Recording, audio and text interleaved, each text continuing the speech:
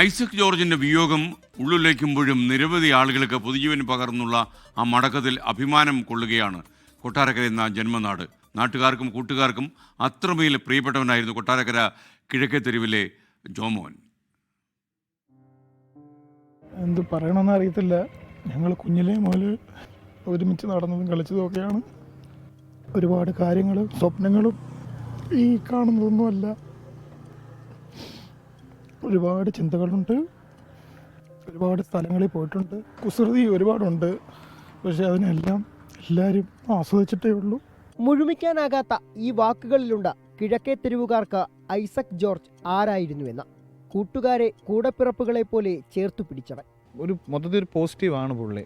ഒരു പ്രത്യേക എന്താ പറഞ്ഞാൽ എല്ലാ കാര്യത്തിനെയും പോസിറ്റീവായിട്ട് അപ്രോച്ച് ചെയ്യും. ഇപ്പം തന്നെ ഇതിൻ്റെ ടോപ്പ് നോക്കി അറിയാൻ കാണും പുള്ളിയുടെ ആണ് മൊത്തം ഐഡിയ. ഭയങ്കര ക്രിയേറ്റിവിറ്റിയാണ്, അതിൻ്റെ സ്കില്ലും പാഷനുള്ളൊരു വ്യക്തിയാണ് ഐസകച്ച എന്ന് പറയുന്നത്. നമുക്ക് ഐസകച്ചാന്നേ നമ്മൾ വിളിക്കാറുള്ളൂ, കാരണം അച്ചാച്ചനാണ് ഞങ്ങളുടെ എല്ലാം. അയൽവാസികൾക്കും വേണ്ടപ്പെട്ടവൻ. ജോമോൻ ഞങ്ങൾക്കൊരിക്കലും മറക്കാവുന്ന വ്യക്തിയല്ല. ഞങ്ങളുടെ ജീവിതത്തിനകത്ത് അവൻ്റെ സ്വഭാവത്തിലായാലും ഞങ്ങളുള്ള സഹകരണത്തിലായാലും അവനൊരു വെറൈറ്റി ആയിരുന്നു. ഇവിടെ ഈ വടകോട് ദേശത്ത് ജോമോൻ എന്ന് പറയുന്ന ഒരു വ്യത്യസ്തനായിരുന്നു. പ്രകൃതിയും സംഗീതവും ഫോട്ടോഗ്രാഫിയുമെല്ലാം ഐസക് ജോർജിന്റെ ജീവിതത്തിന്റെ ഭാഗമായിരുന്നു. വീടിന്റെ മുകൾ നിലയിലെ ഫോട്ടോ സ്റ്റുഡിയോ തന്നെ അതിന്റെ പരിച്ഛേദം.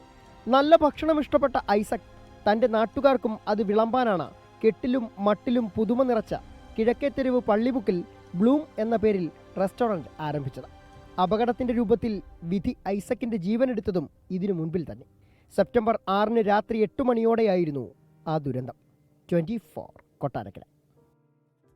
ലോകത്തെവിടെയായാലും ഏത് സമയത്തും 24 വാർത്തകളും ഓഗ്മെന്റഡ് റിയാലിറ്റി പാക്കേജുകളും എക്സ്പ്ലെയിനറുകളും വിശദമായി കാണാൻ ഞങ്ങളുടെ യൂട്യൂബ് ചാനൽ നിങ്ങൾക്ക് സബ്സ്ക്രൈബ് ചെയ്യാം.